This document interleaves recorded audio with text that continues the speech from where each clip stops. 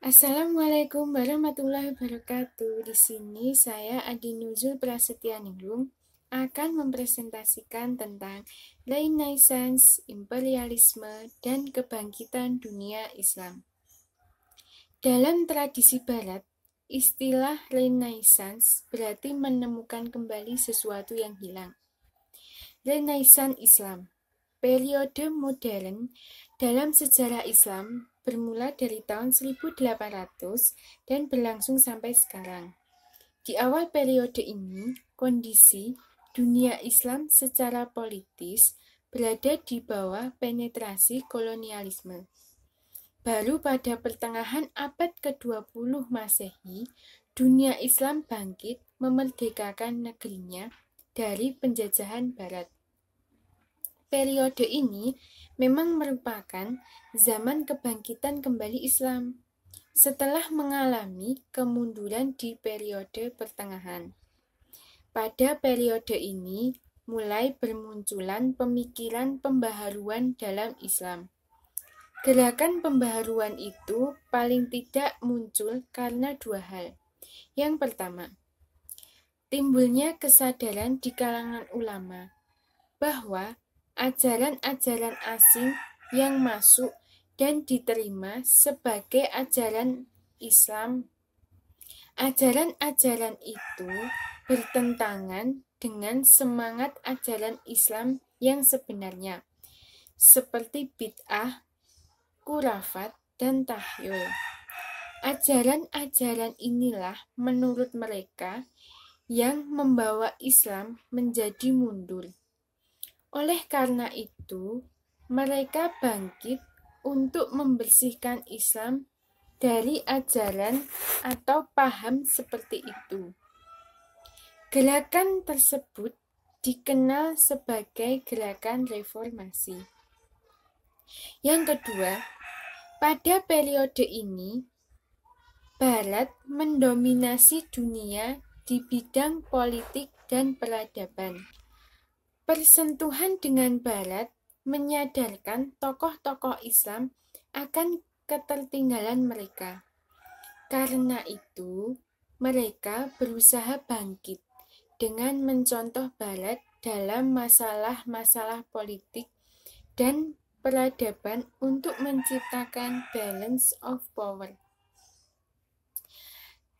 Renaissance Barat. Gerakan-gerakan Renaissance melahirkan perubahan-perubahan besar dalam sejarah dunia. Abad ke-16 Masehi dan 17 merupakan abad yang paling penting bagi Eropa. Sementara pada akhir abad ke-17, dunia Islam mulai mengalami kemunduran. Dengan Renaissance, Eropa bangkit kembali untuk mengejar ketinggalan mereka pada masa kebodohan dan kegelapan. Mereka menyelidiki rahasia alam, menaklukkan lautan, dan menjelajahi benua yang sebelumnya masih diselimuti kegelapan. Pada awal kebangkitannya, Eropa menghadapi tantangan yang sangat berat. Di hadapannya masih terdapat kekuatan-kekuatan perang Islam yang sulit dikalahkan, terutama kerajaan Utsmani yang berpusat di Turki. Tidak ada jalan lain. Mereka harus menembus lautan yang sebelumnya hanya dipandang sebagai dinding yang membatasi gerak mereka. Mereka melakukan berbagai penelitian tentang rahasia alam berupa menaklukkan lautan dan menjelajahi dunia yang sebelumnya masih diliputi kegelapan. Setelah Christopher Columbus menemukan benua Amerika pada tahun 1492 Masehi dan Vasco da Gama menemukan jalan ke timur melalui Tanjung Harapan pada tahun 1498 Masehi. Benua Amerika dan Kepulauan Hindia segera jatuh ke bawah kekuasaan Eropa. Dua penemuan itu sungguh tak terkira nilainya. Eropa menjadi maju dalam dunia perdagangan karena tidak tergantung lagi pada jalur lama yang dikuasai umat Islam. L. Stoddard menggambarkan, dengan sekejap mata, dinding laut itu berubah menjadi jalan raya. Dan Eropa yang semula terpojok segera menjadi yang dipertuan di laut, dan dengan demikian yang dipertuan di dunia. Terjadilah perputaran nasib yang maha hebat dalam sejarah seluruh umat manusia. Perekonomian bangsa Eropa pun semakin maju, karena di daerah-daerah baru terbuka baginya.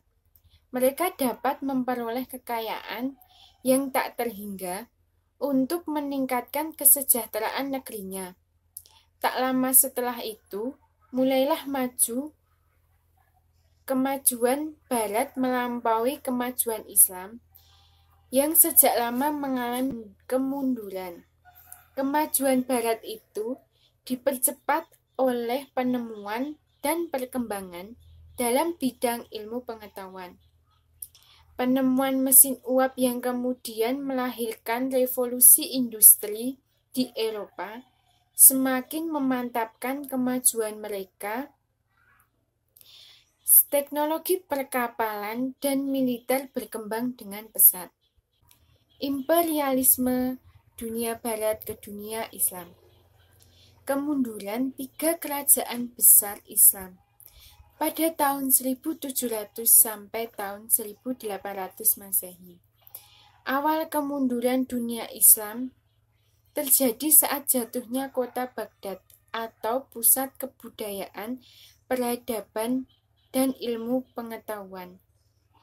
Pada tahun 1280 Masehi, dan bangsa Mongol yang mengakhiri kekhalifahan Bani Abbasiyah.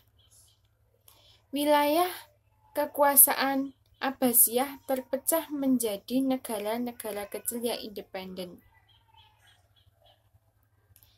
Ketiga kerajaan besar Islam yang sedang mengalami kemunduran di abad ke-18 Masehi.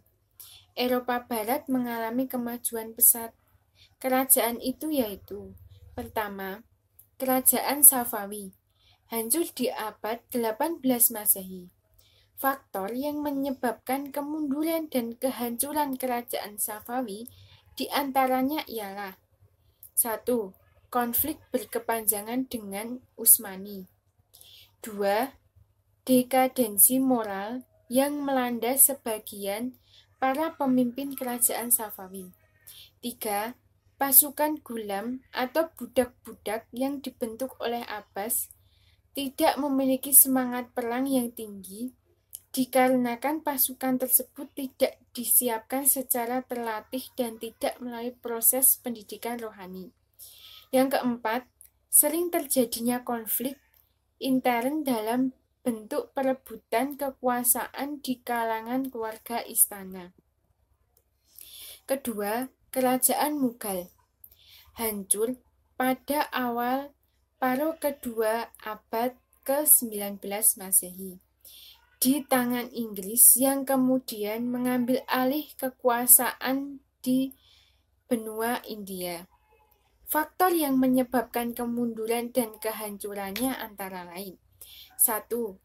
Terjadi stagnasi dalam pembinaan militer, sehingga operasi militer Inggris di wilayah-wilayah pantai tidak dapat segera dipantau oleh kekuatan maritim Mughal.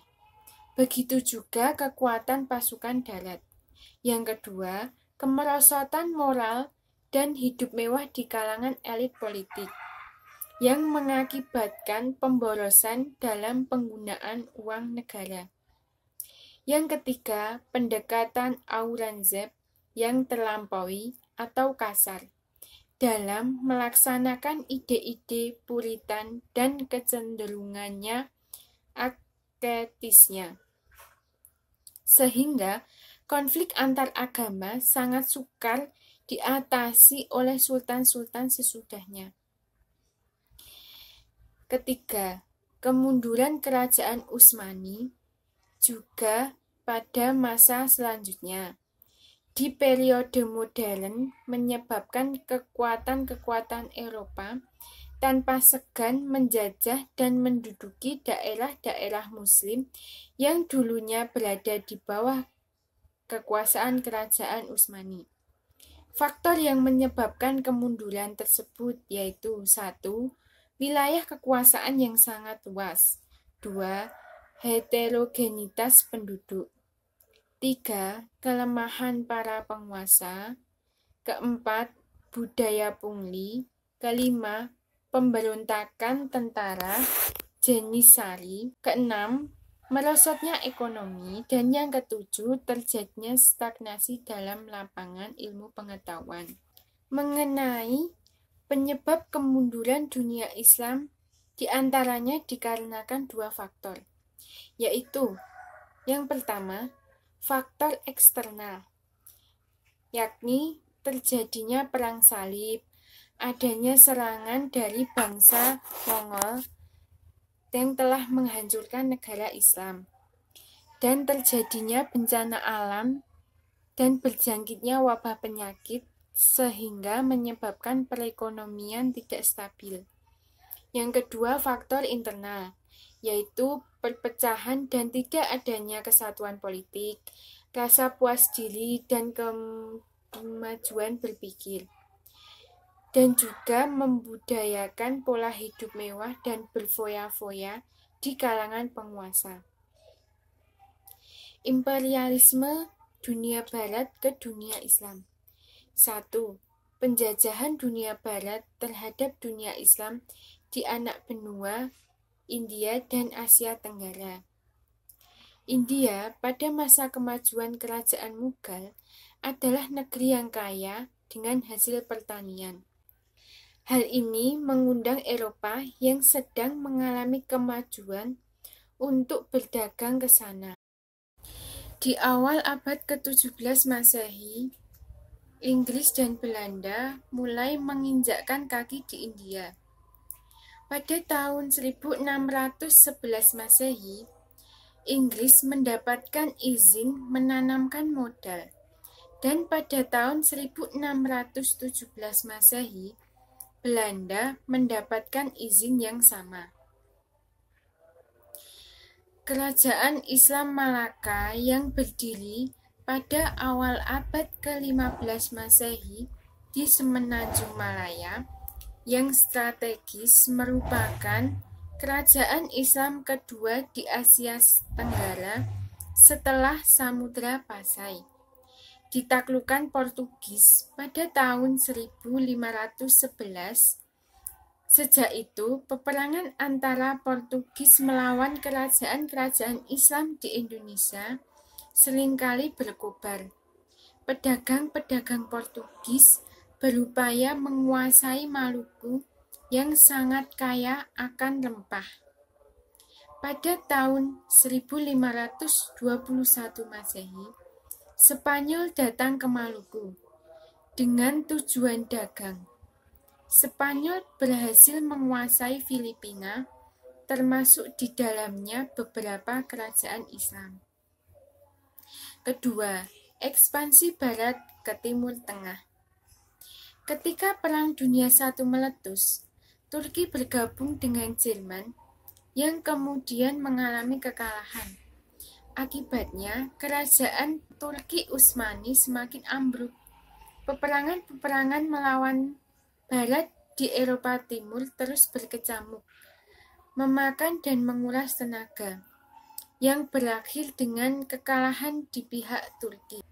Motif utama Eropa menjelajah di wilayah Islam. 1. Menyebarkan Kristen dan sekaligus untuk menghambat serta menaklukkan Islam sebagai kekuatan yang dapat mengancam Eropa. Yang kedua, membuka lahan baru untuk memasarkan komoditi mereka dengan cara memonopoli perdagangan. Yang ketiga, mengambil aset negara jajahan untuk memberikan devisa kepada Eropa. Yang keempat, mengeksploitasi rakyat negara jajahan untuk kepentingan mereka. Dampak penjajahan bangsa Barat di atas dunia Islam. Yang pertama, bahaya bidang politik. Penjajahan itu menyebabkan kehancuran politik bangsa yang dijajahnya.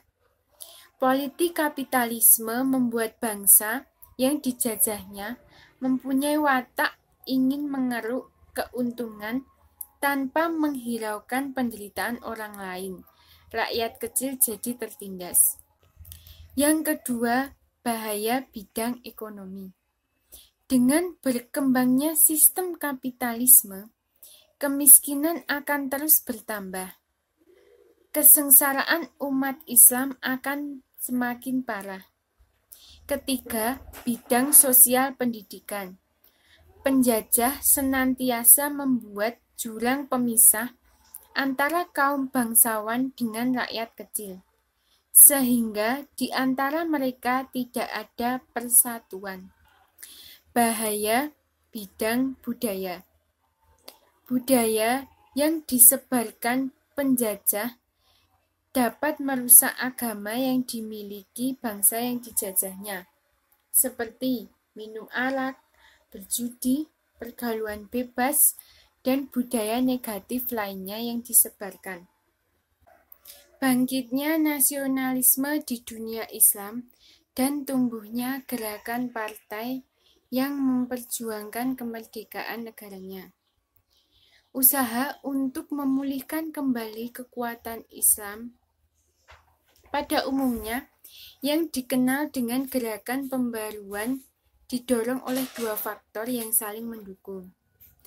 Pemurnian ajaran Islam dari unsur-unsur asing yang dipandang sebagai penyebab kemunduran Islam itu dan menimba gagasan-gagasan pembaruan dan ilmu pengetahuan dari Barat.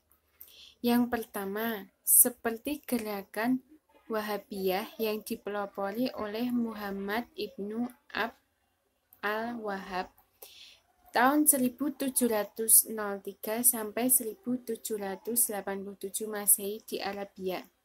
Kedua, Syah Waliullah tahun 1703 sampai 1762 Masehi di India, dan gerakan Sanusiyah di Afrika Utara yang dipimpin oleh Said Muhammad Sanusi dari Aljazair. Semangat pan-Islamisme yang bergelora itu mendorong Sultan Kerajaan Turki Utsmani Abdul Al-Hamid II tahun 1876 sampai 1909 Masehi untuk mengundang Al-Afghani ke Istanbul, ibu kota kerajaan. Gagasan nasionalisme yang berasal dari Barat itu masuk ke negeri-negeri Muslim melalui persentuhan umat Islam dengan Barat yang menjajah mereka dan dipercepat oleh banyaknya pelajar Muslim yang menuntut ilmu ke Eropa atau lembaga-lembaga pendidikan Barat yang didirikan oleh negeri mereka. Sekian presentasi dari saya. Apabila banyak kesalahan, saya mohon maaf yang sebesar-besarnya. Semoga kalian dapat memahami isi dari apa yang saya sampaikan tersebut. Wassalamualaikum warahmatullahi wabarakatuh.